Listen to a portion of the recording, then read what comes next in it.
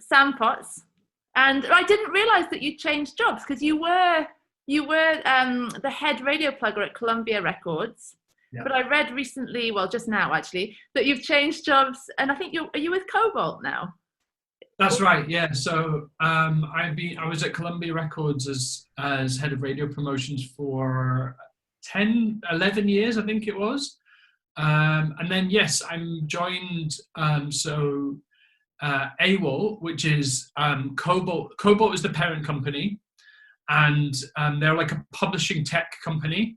And AWAL, which is AWAL, is their recorded music arm. So it's like their record label, basically. And it's a label that's growing very, very quickly. It's a new role. I think I started the new role in October 2019. So I've been here just over a year now. Shall I explain a little bit about AWAL? Yeah, that'd be great.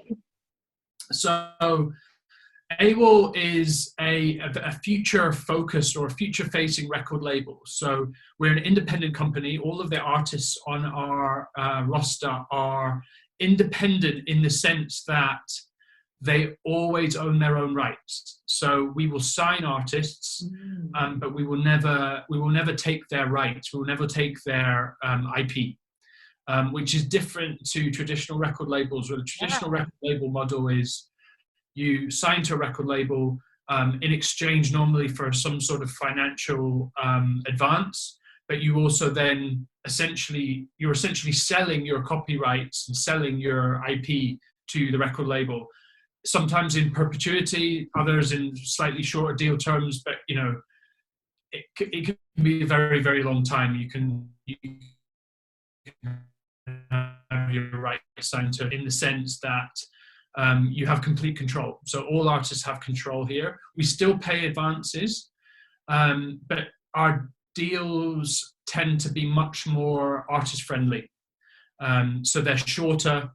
You normally can say you could sign for an album with us, but then you could if you felt like the album at the end of it, you wanted to go to somewhere else, or you wanted to stop or whatever, you wouldn't be under any sort of obligation to carry on with us. And we think this is the future. We think now in the streaming world, artists have much more control anyway. Artists have much more power.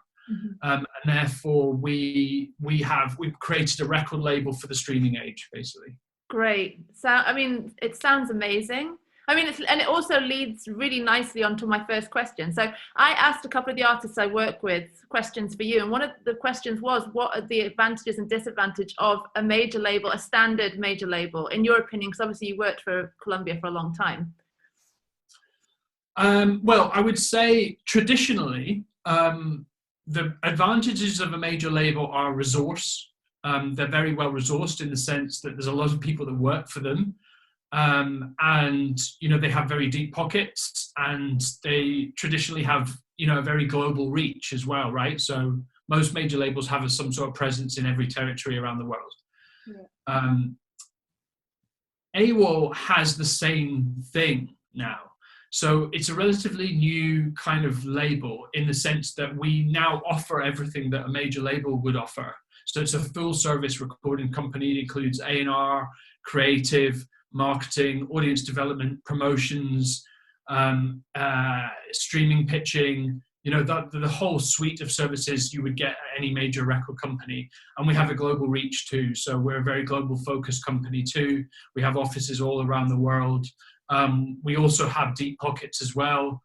We can pay very competitive advances, but we also can play smaller advances. So one of the innovations that AWAL really brought to the market were sort of what we call, some people call micro advances. So if you're at an early stage in your career, you perhaps don't want to sign a big deal, or perhaps you're not ready to sign a deal that's has a lot of money involved, or a long term, or anything else, or has a huge team that comes along with it. So you could get a micro advance. So that would be could advance you anything between say 5 and 30 grand. And then that is recouped through future streaming income.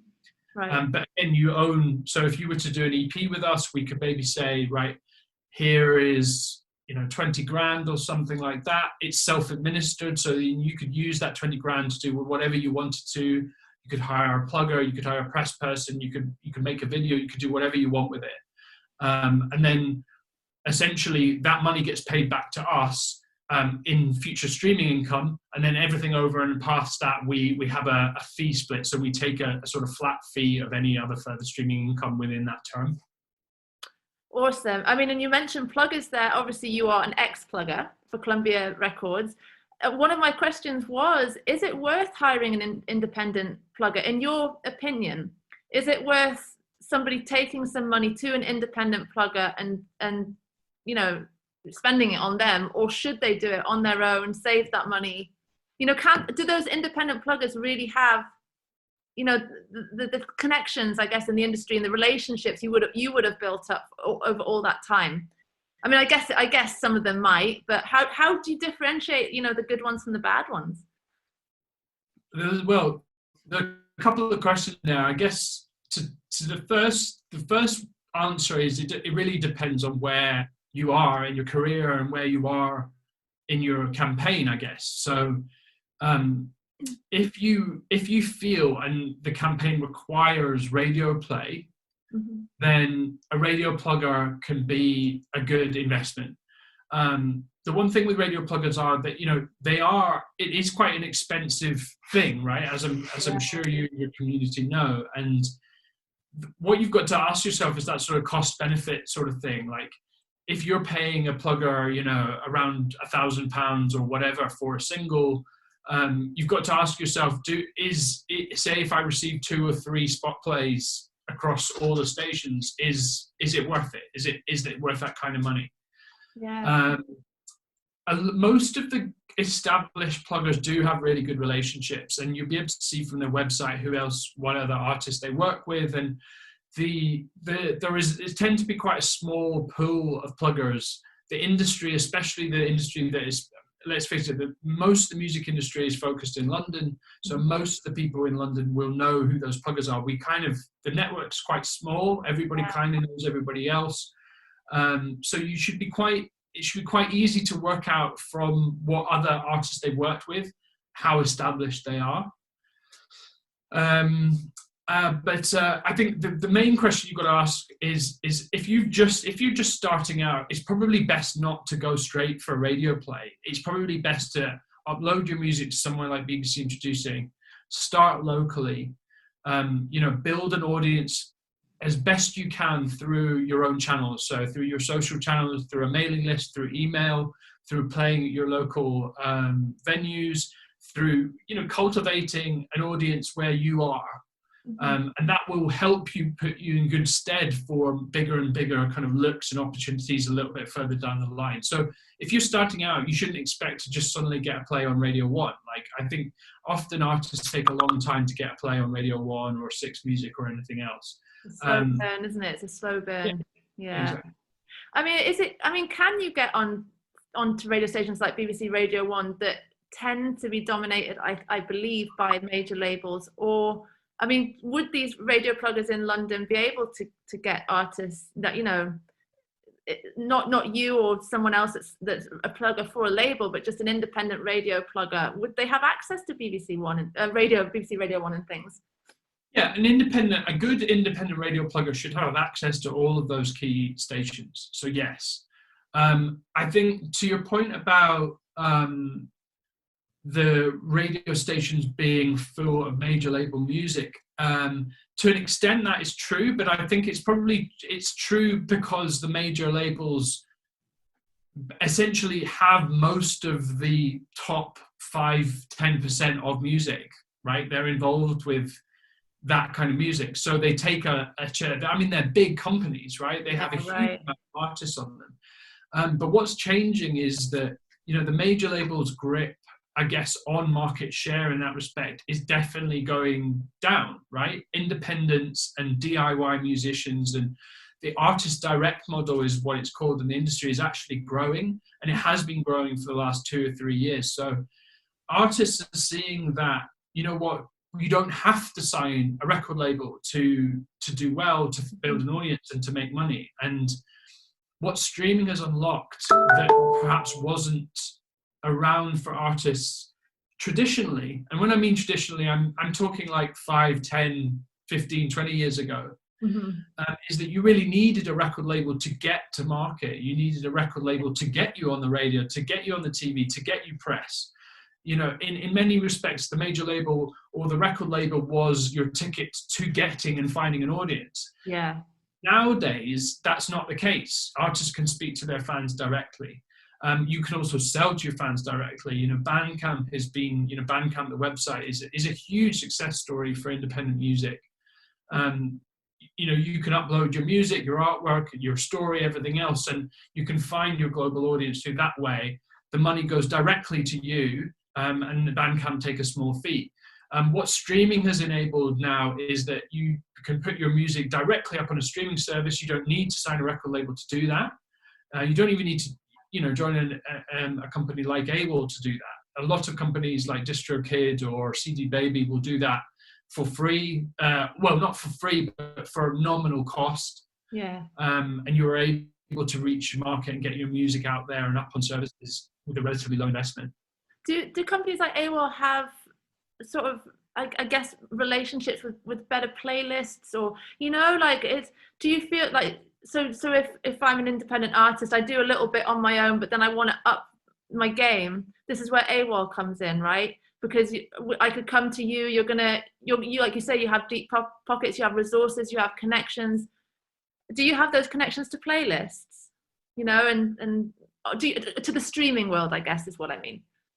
Yeah, so part of in fact, primarily my job at AWAL is the Global Commercial Partnerships team.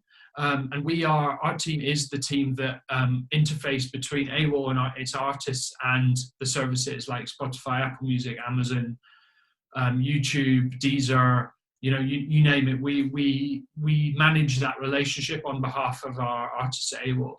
So yes, we do have connections. We do have good relationships with the editors and the artists and label partnerships teams at all of the services. That's partly my job. Yeah. But I think it's also fair to say that, you know, editors at streaming services are very, very good at finding music, and they have systems in place within their services where they will scan and listen to music regardless of where it comes from. It doesn't matter if it comes directly from an artist or from a distributor or from a label. You know, most of the music, as I understand it, tends to get heard. So you don't need necessarily, you know, there are plenty of stories of artists, you know, putting up a track through a certain service, getting it up, being picked up by an editor somewhere, and it really growing on streaming services. You know, those kind of stories do exist. I think when editors are not only just listening to the music, but they also want to know what else is going on in the campaign, what story the artist is telling. Is there good imagery? Is there good videos? You know, what are they doing live? Do they have good press? You know, what are other artists saying about them? All of those things tend to come when you've got a team on board, and a team is what you get when you sign to a record label. You know, it's 10 or 20 people in a room working on your behalf, and that's what you get with a record label. So interesting, because I was saying to someone just recently, you know, now as independent artists, we literally are, we're the photographer, we design the artwork, we're doing the home recordings, like we're doing everything. And it's so nice because I think having a team that you trust around you is really important. And so to find, you know, the team that can do all of that for you and have all those people work on your behalf is, I mean, quite a relief, you know? Yeah, it'd be great. Yeah, and I think, you know, you often hear artists, and I, in many ways, sympathize with the artist of 2020, because, as you say, if you're growing and you're independent, you're building an audience, you're that part of your development. You are, you know, there is an expectation that you are good at all of these other things other than just music, and you know, a lot of artists just want to do music, right? But you know, you've got to look at it on the other side, and you've got to say, you know, what an exciting time to be an artist. Yeah, you get total credit. You can just make it completely you, real authenticity, and yeah. And that's what people, you know, that's what record labels want to see. They want to see. That's what audiences want to see. It's what streaming services want to see. People want to see authenticity. And you know, again, you can hear lots of stories of artists that have, signed to major record labels and other labels where, they haven't been in control and they haven't been able to communicate that authenticity because suddenly a lot of people get involved, or the label wants one thing and the artist wants the other. What's exciting about here and now is that you can find partners like AWAL where you will have control and you don't have to compromise on that authenticity or your direction or anything else, because artists have the power now. We at AWAL are more enablers. We work in partnership with the artist. The artist doesn't work for us. Yeah. And do you take, all genres, or do you have a specific genre of artists that you like to work with, or is it just if you're good, you're good? All genres. Yeah. We have a quite a unique sort of tiered system at AWAL. So there is the platform, the AWAL app and platform, which is still, you will be heard by someone at AWAL and accepted into the platform, which is something that differs, which makes us different from other services like DistroKid or CD Baby, where there is no sort of like audition, so to speak. You can just put your music up and off you go. Yeah. AWAL's slightly different, we're positioned slightly different, so there is a sense of quality. If you're on AWAL, you've already been heard by somebody and deemed of a sufficient quality to be on the platform. And that's what our partners that we work with, like Spotify, like Apple Music, Amazon, or even Radio 1, 6 Music, that's what they come to expect with AWAL. AWAL comes with certain quality stamp. Yeah. I mean, how do we, if I'm an artist, I'm sold on AWAL, how do I get in touch with AWAL? Like, how do I get, or are you scouting for artists as well as, like, are you actively looking for like what's good out there? Or, I mean, I assume you are, but people coming to you as well. Both. That's right, we both. Yeah, you just go onto the website, it's just awal.com, all the information is there. But yes, we also have an A&R team who are proactively searching out artists and signing them as well. That's awesome. I love you guys already. So I have another question. This is from one of my students. It's about, she's called it the future of sound recordings. I think she's feeling a bit cynical about it, and it'd be amazing to get your perspective. I can't think of anyone I'd rather ask this question to, actually, but she's saying, people are buying less CDs, streaming doesn't pay enough for artists to earn a living. So she's asking, is music now just advertisement rather than a product? She wants to know how someone in the industry of your level would see that issue. Depends on, again, how you define pushy. I think assertiveness can be valuable. Mm-hmm. I think assertiveness can be valuable in the music industry because, again, to my earlier point about music being subjective, enthusiasm, passion, absolutely, and assertiveness, all of those things really do help, sometimes promote and push something. Yeah. And people want to see belief in things and belief in things happening.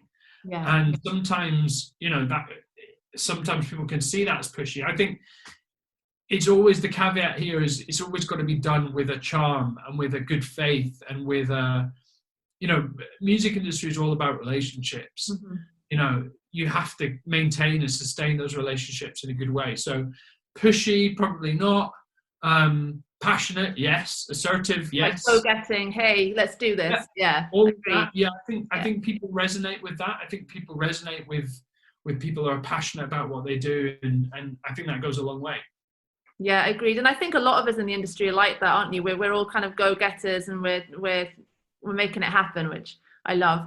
So just quickly, this is about, I mean, are you okay to talk about mental health and things like that? Yeah. So obviously the music industry has an element of pressure to it. And I know as someone that's had to take care of my own mental health, due to a few things that happen in the music industry, I'm wondering what your thoughts are, and like, how do you protect yourself from the pressure, or, because it's a bit of it can be a little bit of a strange world sometimes, right?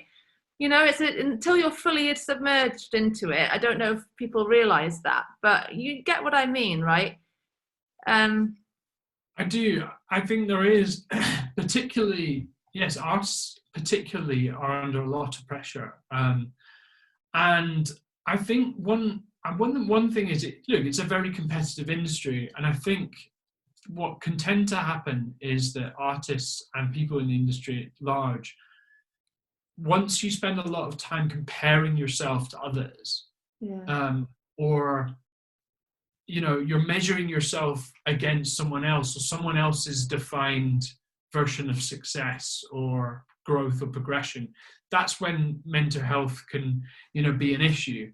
All I would say is, I think you've got to focus on what you want to do and have a singular vision on how you are, be clear about what success looks like for you. Not everyone's going to be, not everyone's going to make it, and I mean make it in inverted commas.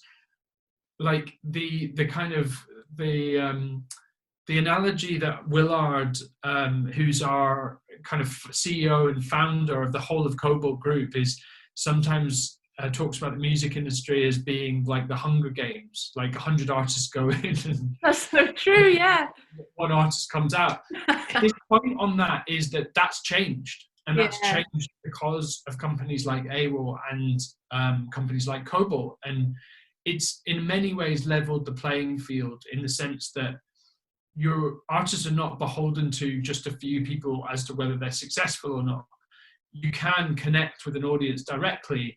You can make them, make a degree of income. AWAL has a lot of artists that aren't, they're not huge household names. They're not Madonna. They're not the Foo Fighters. They're not Calvin Harris. And they never will be. But that's fine. They are artists that make a very good living.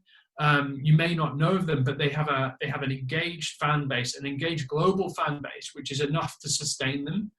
And the costs of making music have definitely dramatically decreased. The costs of actually getting it to an audience have also decreased.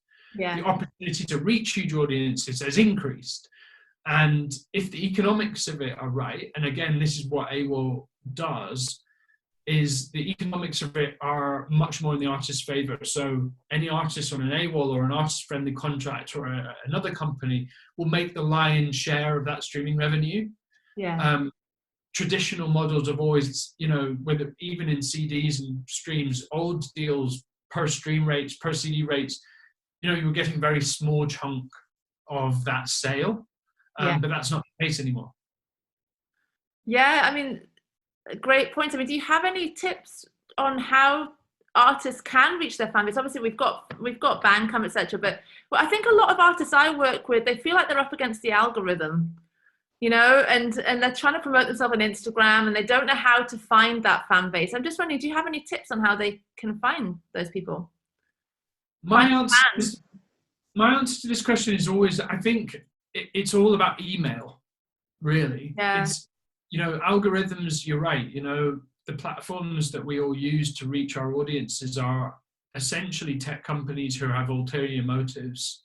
I just read your article on Medium, funnily enough, just before we started. That was very interesting. Oh, good. Oh, good. Well, I mean, email is a valuable thing. CRM, or I think, CRM means customer relationship management. It's an old term, but one that's quite pertinent for the music industry.